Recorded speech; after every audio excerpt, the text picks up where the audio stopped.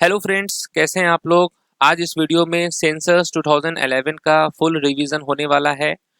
SSC CGL 2025 exam के लिए आप लोगों को स्टेटमेंट बेस्ड क्वेश्चन के हिसाब से जो है रिवीजन कराया जाएगा सेंसस 2011 का। तो रेडी हैं आप लोग? तो चलिए स्टार्ट करते हैं। यहाँ देखिए, यहाँ पर है आपका क्वेश्चन नंबर 1 और यहाँ आप देखेंगे कि भारत की जनगणना के इतिहास से संबंधित निम्नलिखित कथनों पर विचार करें और 3 स्टेटमेंट दिया हुआ है और उसके बाद आपको बताना है कि कौन सा स्टेटमेंट करेक्ट है। तो पहला स्टेटमेंट है कि हेनरी वॉल्टर ने 1830 में ढाका में पहली ज्ञात जनगणना की थी। भारत की पहली जनगणना 1872 में मेयो के अधीन आयोजित की गई थी। और तीसरा स्टेटमेंट है कि भारत की पहली पूर्ण जनगणना 1881 में रिपन के अधीन आयोजित की गई थी। तो यहां पर क्या होगा राइट आंसर? तो आप कहेंगे ये तीनों स्टेटमेंट करेक्ट है। ओके, हेनरी वॉल्टर ने ही जो है भारत में 1830 में ढाका में पहली ज्ञात जनगणना की थी। जो सेंसस स्टार्ट हुआ था वो 1872 में ही हुआ था मेयो के अधीन, और जो कंप्लीट सेंसस हुआ था इस टाइम पे जो है सेंसस कमिश्नर कौन थे? डब्ल्यू सी प्लॉडेन, और ये 1881 में हुआ था और वाइस रॉय कौन थे? रिपन थे। नेक्स्ट क्वेश्चन नंबर 2 है कि जनगणना 2011 के बारे में निम्नलिखित कथनों पर विचार करें। कौन सा स्टेटमेंट यहाँ पर देखिए, फिर आपको विचार करके बताना है कौन सा करेक्ट है। पहला स्टेटमेंट है कि जनगणना 2011 भारत की 15वीं राष्ट्रीय जनगणना थी। यह स्वतंत्रता के बाद 7वीं जनगणना थी। जनगणना 2011 को 3 चरणों में आयोजित किया गया था। तीनों स्टेटमेंट को पढ़ने के बाद आपको क्या लगता है कौन सा स्टेटमेंट करेक्ट है? तो आप कहेंगे पहला और दूसरा करेक्ट है। क्यों? क्योंकि आप जानते हैं कि सेंसस 2011 यानी जनगणना 2011 को 3 चरणों में आयोजित नहीं किया गया था। ये हुआ था 2 फेज में, 2 चरणों में आयोजित किया गया था। हाउस लिस्टिंग और पॉपुलेशन इन्यूमरेशन, ये 2 चरण थे। नेक्स्ट है जनगणना अधिनियम और इसके संचालन से संबंधित निम्नलिखित कथनों पर विचार करें। 3 स्टेटमेंट वापस से है। पहला स्टेटमेंट को आपको ध्यान से पढ़ना है, क्या दिया हुआ है कि all census since 1951 are conducted under the census of India act 1948। Second statement है after independence census is conducted by the registrar general under the ministry of house affairs. और थर्ड स्टेटमेंट है कि the 1951 census commissioner was Chandramouli. अब तीनों statement को पढ़ने के बाद आपको क्या लगता है कौन सा स्टेटमेंट जो है यहाँ पर करेक्ट है? तो आप कहेंगे पहला और दूसरा, क्योंकि आप सब जानते हैं कि 1951 का जो सेंसस हुआ था उस टाइम पे सेंसस कमिश्नर थे R.A. गोपाल स्वामी, और 2011 का जो सेंसस हुआ था उस टाइम पे सेंसस कमिश्नर थे C. चंद्रमौली। तो ऑब्वियस सी बात है कि तीसरा स्टेटमेंट जो है वो इनकरेक्ट है। नेक्स्ट है कि जनगणना 2011 के चरणों के बारे में निम्नलिखित कथनों पर विचार करें। पहला statement the house listing phase begin on 1 April 2010। Second statement है population enumeration was done between 9 to 28 February 2011। और तीसरा है कि biometric information was collected from for the first time in 2001। तीनों स्टेटमेंट को आपने ध्यान से पढ़ लिया है। अब आपको बताना है कौन सा स्टेटमेंट करेक्ट है। तो वापस से पहला और दूसरा ही करेक्ट है, क्योंकि जो बायोमेट्रिक इंफॉर्मेशन था वो 2001 में पहली बार नहीं एकत्र की गई थी, ये हुआ था 2011 में ही। 2011 में बहुत सारी ऐसी चीजें थी जो फर्स्ट टाइम हुआ था, जैसे ट्रांसजेंडर का जो पॉपुलेशन काउंटिंग था वो भी फर्स्ट टाइम ही हुआ था। नेक्स्ट हमारा क्वेश्चन देखिए क्या दिया हुआ है, question number 5। Consider the following about the literacy and population growth census 2011। साक्षरता और जनसंख्या वृद्धि से संबंधित निम्नलिखित कथनों पर विचार करें। अब आपको विचार करने के लिए कहा गया है, तो विचार करेंगे आप लोग डेफिनेटली। पहला स्टेटमेंट है कि जनगणना 2011 के अनुसार भारत की जो जनसंख्या थी वो 1.21 बिलियन पहुंच गई थी। दूसरा है कि जनसंख्या की दशकीय वृद्धि दर 17.7% थी। Adult literacy rate was 84.04% in 2011। क्या होगा? तो आप कहेंगे यहां पर कि राइट आंसर होने वाला है पहला और दूसरा, क्योंकि जो इंडिया का लिटरेसी रेट था वो कितना था, 84.04 नहीं, वो था आपका 74.04%, ये था literacy rate. Okay, next question पे चले। नेक्स्ट क्वेश्चन क्या है, चलिए देखते हैं। Consider the following statement about census 2011 data coverage. ठीक है, जनगणना 2011 के डाटा कवरेज के बारे में निम्नलिखित कथनों पर विचार करें। पहला स्टेटमेंट क्या दिया हुआ है कि कुल 640 जिलों को कवर किया गया था 2011 के सेंसस के टाइम पे। कुल 6.41 लाख गांव थे। Total number of towns was 5924। अब आपको बताना है कि कौन सा स्टेटमेंट जो है वो करेक्ट है। राइट आंसर क्या होगा, वापस से पहला और दूसरा। ओके, ये स्टेटमेंट करेक्ट है। ओके, कौन सा स्टेटमेंट करेक्ट है, पहला दूसरा। अब देखिए ऑप्शन ए में भी दिया हुआ है 1 and 2 ओनली, और डी में भी दिया हुआ है 1 and 2 ओनली, तो जिसका भी ए आ रहा है चाहे डी आ रहा है वो करेक्ट है। क्योंकि आप देखेंगे कि total number of towns was 5924, ये नहीं था। कितना था, नंबर ऑफ टाउन्स वाज 7936 था, नॉट 5924, दैट वाज सब डिस्ट्रिक्ट। ठीक है, तो यहां पर ये वाला स्टेटमेंट जो है ये रॉन्ग है, क्योंकि इसकी जगह कितना होना चाहिए था, 7936। नेक्स्ट क्वेश्चन है, जनसंख्या रैंकिंग से संबंधित निम्नलिखित कथनों पर विचार करें। पहला स्टेटमेंट क्या है, उत्तर प्रदेश भारत का सबसे अधिक जनसंख्या वाला राज्य है। नई दिल्ली सबसे अधिक जनसंख्या वाला केंद्र शासित प्रदेश है। लक्षद्वीप भारत का सबसे कम जनसंख्या वाला राज्य है। तीनों स्टेटमेंट को पढ़ने के बाद आपको क्या लगता है कौन सा स्टेटमेंट करेक्ट है? तो आप कहेंगे पहला और दूसरा करेक्ट है, क्योंकि लक्षद्वीप कब से होने लगा सबसे कम जनसंख्या वाला राज्य, ये तो सिक्किम है। ठीक है, सिक्किम है। राइट आंसर क्या होगा, option number A. Next question है, जनसंख्या 2011 की विशेषताओं से संबंधित निम्नलिखित कथनों पर विचार करें। पहला स्टेटमेंट है, ट्रांसजेंडर जनसंख्या की गिनती पहली बार 2011 में की गई। तीसरे लिंग की जनसंख्या 4.9 लाख दर्ज की गई थी। भारत और बांग्लादेश ने 2011 में सीमा क्षेत्रों की संयुक्त जनगणना की थी। अब तीनों को आपने पढ़ लिया है, अब आपको बताना है कौन सा स्टेटमेंट करेक्ट है। तो आप कहेंगे तीनों स्टेटमेंट करेक्ट है। ट्रांसजेंडर बिल्कुल सही बात है कि इसकी गिनती पहली बार ही हुई थी, और जो जनसंख्या दर्ज की गई थी वो 4.9 लाख था। और भारत और बांग्लादेश ने 2011 में सीमा क्षेत्रों की संयुक्त जनगणना की थी। नेक्स्ट है, जनगणना 2011 की लागत और भाषा संबंधी पहलुओं पर निम्नलिखित कथनों पर विचार करें। पहला स्टेटमेंट है कि जनगणना 2011 की कुल लागत 2200 करोड़ थी। इसे भारत भर में 18 भाषाओं में आयोजित किया गया था। जनगणना 2011 का नारा हमारी जनगणना हमारा भविष्य था। क्या लगता है कौन सा स्टेटमेंट करेक्ट है? तो आप कहेंगे पहला और तीसरा, क्योंकि आप सब जानते हैं कि ये 18 भाषाओं में आयोजित नहीं हुआ था, ये हुआ था 16 लैंग्वेज में, तो यानी ये तो स्टेटमेंट इनकरेक्ट है। नेक्स्ट है, भारत की जनगणना 2011 के आधार पर निम्नलिखित कथनों पर विचार करें। पहला स्टेटमेंट कि जनगणना 2011 के अनुसार सबसे अधिक झुग्गी आबादी महाराष्ट्र में थी, यानी कि हाईएस्ट स्लम पॉपुलेशन वो महाराष्ट्र में है। नेक्स्ट है, among the 7 sister states Mizoram and Tripura recorded the highest literacy rate. Schedule caste population data was not recorded in Nagaland. यहां पर कौन सा स्टेटमेंट करेक्ट है? तो आप कहेंगे ऑल ऑफ द एबव, तीनों स्टेटमेंट करेक्ट है।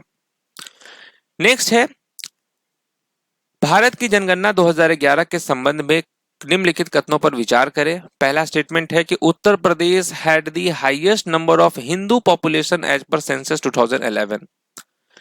दूसरा स्टेटमेंट है कि Kerala recorded the highest literacy rate among all Indian states. तीसरा है कि according to census 2011 the disabled population in India was recorded as 4.21%। अब ये तीनों स्टेटमेंट को पढ़ने के बाद आपको क्या लगता है कौन सा स्टेटमेंट करेक्ट होगा? थोड़ा सा दिमाग पे जोर डालें और बताएं कि क्या होगा करेक्ट आंसर। तो आप प्रेम पूर्वक कहेंगे यहां पर राइट आंसर क्या होने वाला है?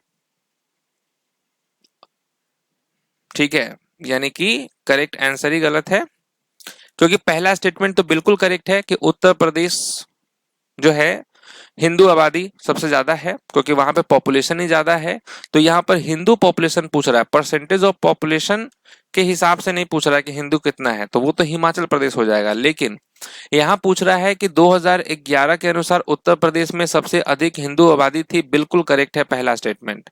और सभी भारतीय राज्यों में सबसे अधिक साक्षरता दर केरल में दर्ज की गई थी, ये भी करेक्ट है। लेकिन यानी पहला और दूसरा करेक्ट है, यानी ऑप्शन होता है यहाँ पर ए, यहाँ ऑप्शन ए होगा, न कि सी होने वाला है। तीसरा गलत है, क्योंकि जनगणना 2011 के अनुसार भारत में विकलांग जनसंख्या जो थी वो 4.21% नहीं थी, वो थी 2.21%। तो ये ध्यान रखना है, 2.21% था। नेक्स्ट क्वेश्चन है, भाषा जनगणना 2011 के संबंध में निम्नलिखित कथनों पर विचार करें। पहला है कि जनगणना 2011 के अनुसार भारत में सबसे अधिक बोली जाने वाली भाषा हिंदी थी। 2011 में तेलुगु भारत में चौथी सबसे अधिक बोली जाने वाली भाषा थी। जनगणना 2011 के अनुसार बंगाली दूसरी सबसे अधिक बोली जाने वाली भाषा थी। क्या होगा करेक्ट आंसर? राइट आंसर यहां पर आपका होगा all of the above. Okay, all of the above होगा यहां पर। क्यों? क्योंकि आप सब जानते हैं कि सबसे ज्यादा बोला जाता है हिंदी, उसके बाद सेकंड पे आता है बंगाली, फिर आपका आता है मराठी, फिर तेलुगु तमिल, तब आता है। तो यहां पर सब सही है। नेक्स्ट क्वेश्चन है, जनगणना 2011 में कार्यबल और साक्षरता से संबंधित कथनों पर विचार करना है। पहला स्टेटमेंट है कि जनगणना 2011 के अनुसार भारत में कुल श्रमिकों में से 58% से अधिक प्राथमिक क्षेत्र यानी कृषि और संबंधित गतिविधियां में लगे थे। दूसरा है कि भारत की जनसंख्या की दशकीय वृद्धि दर 2001 से 2011 के बीच 1.64% थी। और तीसरा है कि जनगणना 2011 के अनुसार लक्षद्वीप ने सभी केंद्र शासित प्रदेशों में सबसे अधिक पुरुष साक्षरता दर दर्ज की गई थी। अब आप बताइए कि कौन सा स्टेटमेंट यहां पर करेक्ट होगा? सोचिए, बताना है आपको। तो आप कहेंगे यहां पर पहला और तीसरा करेक्ट है। ठीक है, पहला जो स्टेटमेंट था कि भारत के कुल श्रमिकों में से 58% से अधिक प्राथमिक क्षेत्र में लगे थे, बिल्कुल करेक्ट बात है। और तीसरा जो था कि जनगणना 2011 के अनुसार लक्षद्वीप ने सभी केंद्र शासित प्रदेशों में सबसे अधिक पुरुष साक्षरता दर्ज की गई थी, बिल्कुल सही है। लेकिन देखिए यहाँ पे जो डिकेडल ग्रोथ रेट है 1.64%, ये तो एनुअल था, है ना। डिकेडल तो आपका 17.7% था, तो यानी कि दूसरा तो इनकरेक्ट है। नेक्स्ट है कि भारत की जनगणना 2011 के आधार पर निम्नलिखित कथनों पर विचार करें। पहला स्टेटमेंट है कि 2011 के अनुसार मुंबई भारत का सर्वाधिक जनसंख्या वाला नगर था। जनगणना 2011 के अनुसार सभी केंद्र शासित प्रदेशों में सबसे कम साक्षरता दर जो है वो दादरा और नागर हवेली में दर्ज की गई थी। और जनगणना 2011 में सिख समुदायों की भागीदारी भारत की कुल जनसंख्या का लगभग 1.7% थी। तो यहां पर हालांकि टिक पहले से लगा था, लेकिन आप इन तीनों स्टेटमेंट को ध्यान से पढ़ेंगे, तीनों स्टेटमेंट जो है वो करेक्ट दिया हुआ है। नेक्स्ट है, भारत की जनगणना 2011 के आधार पर निम्नलिखित कथनों पर विचार करें। पहला स्टेटमेंट है कि जनगणना 2011 के अनुसार भारत की ग्रामीण साक्षरता दर 66.77% दर्ज की गई थी। भारत में तीसरी सबसे अधिक बोली जाने वाली भाषा मराठी थी। 7 वर्ष या उससे अधिक आयु का कोई भी व्यक्ति जो पढ़ और समझकर लिख सकता है, उसे साक्षर माना जाएगा। यहां पर कौन सा स्टेटमेंट करेक्ट है? तो आप कहेंगे पहला और तीसरा। हालांकि यहां पर ऑल ऑफ द एबव होगा करेक्ट आंसर, क्योंकि पहला नंबर तो आपका हिंदी का है, दूसरा बंगाली का है, और तीसरा है आपका मराठी, चौथा है आपका तेलुगु, पांचवा है तमिल। तो यहां जो दिया हुआ है कि Marathi was the third most spoken language in India according to census 2011, ये तो करेक्ट है ना। तीसरा भी करेक्ट है, पहला भी करेक्ट है, तो यहां पर सी नहीं होगा, यहां पर होगा ऑल ऑफ दी एबव। अब आप खुद देखिए कि अब यहां पर हम खुद से जब क्वेश्चन सेट कर रहे हैं तो इतना आंसर आने में एरर आ जा रहा है, 2 बार एरर आ चुका है। तो इस टाइप के क्वेश्चन में जब रियल एग्जाम होगा एसएससी में, तो उसमें भी आप तैयार रहेंगे कि आंसर हो सकता है कि वहां भी एरर आ जाए, क्योंकि एसएससी का तो वैसे भी कोई भरोसा नहीं है। ठीक है, तो कोई बात नहीं है, जब एसएससी पैटर्न पे हम आपको तैयारी करा रहे हैं तो उसमें एरर भी होता है, तो हम एरर भी आपको साथ में करवा रहे हैं कि देख लो भाई ये आंसर है, लेकिन आंसर होगा all of the above. Okay, but कोई नहीं, नेक्स्ट टाइम से हम पूरी कोशिश करेंगे कि आंसर भी जो है आपका एकदम करेक्ट हो। नेक्स्ट है, भारत की जनगणना 2011 के आधार पर निम्नलिखित कथनों पर विचार करें। केरल ने सभी भारतीय राज्यों में सबसे अधिक साक्षरता दर दर्ज की गई थी। लक्षद्वीप ने सभी केंद्र शासित प्रदेशों में सबसे अधिक साक्षरता दर दर्ज की गई थी। जनगणना 2011 के अनुसार सबसे कम लिंगानुपात बिहार में था, सबसे कम। अब आपको बताना है, तो आप कहेंगे पहला और दूसरा, क्योंकि आप बहुत अच्छे से जानते हैं कि लोएस्ट सेक्स रेशियो बिहार में नहीं था। बिहार में तो लोएस्ट लिटरेसी रेट था। हरियाणा होगा वो राज्य जहां का सेक्स रेशियो सबसे कम है। नेक्स्ट है, भारत की जनगणना 2011 के अनुसार निम्नलिखित कथनों पर विचार करें। पहला स्टेटमेंट है कि भारत का लिंगानुपात 943 महिलाएं प्रति 1000 पुरुष था। नागालैंड एकमात्र राज्य था जहां जनसंख्या वृद्धि दर नकारात्मक थी। सभी केंद्र शासित प्रदेशों में लक्षद्वीप ने सबसे अधिक जनसंख्या वृद्धि दर दर्ज की गई। Okay, highest population growth rate among all union territories. यहां पर आपका क्या होगा करेक्ट आंसर, पहला और दूसरा करेक्ट है, क्योंकि सभी केंद्र शासित प्रदेशों में लक्षद्वीप ने सबसे अधिक जनसंख्या वृद्धि दर दर्ज की गई। ये न होके यहाँ लोएस्ट होगा कि Lakshadweep had the lowest not highest population growth rate among all union territories. Okay, next है, निम्नलिखित कथनों पर विचार करें। भारत की महिला साक्षरता दर 65.46% दर्ज की गई थी। सिक्किम भारत का सबसे कम जनसंख्या वाला राज्य था। तमिलनाडु में सभी राज्यों से दूसरा सबसे उच्च लिंग अनुपात था। Tamil Nadu had the second highest sex ratio among all Indian states. यहां पर कौन सा करेक्ट है, तो आप कहेंगे तीनों करेक्ट है। ओके, तीनों एकदम राइट है। नेक्स्ट क्वेश्चन है कि जनगणना 2011 के अनुसार भारत की जनसंख्या लगभग 121 करोड़ थी। केरल की कुल साक्षरता दर 94% थी। बिहार की जनसंख्या घनत्व 1150 व्यक्ति प्रति वर्ग किलोमीटर थी। तीनों स्टेटमेंट को पढ़ने के बाद आप क्या कहेंगे, क्या होगा राइट आंसर? आप कहेंगे पहला और दूसरा, क्योंकि बिहार का जो पॉपुलेशन डेंसिटी था वो 1150 था क्या? बिल्कुल नहीं। बिहार का पॉपुलेशन डेंसिटी 2011 के सेंसस के अकॉर्डिंग क्या था, तो आप क्या कहेंगे 1106, न कि 1150।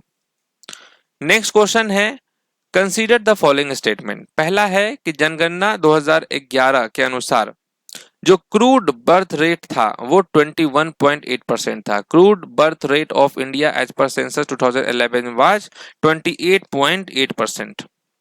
दूसरा था कि केरल ने सभी राज्यों में सबसे अधिक महिला साक्षरता दर दर्ज की गई थी। भारत की दशकीय जनसंख्या वृद्धि दर वो 21.8% थी।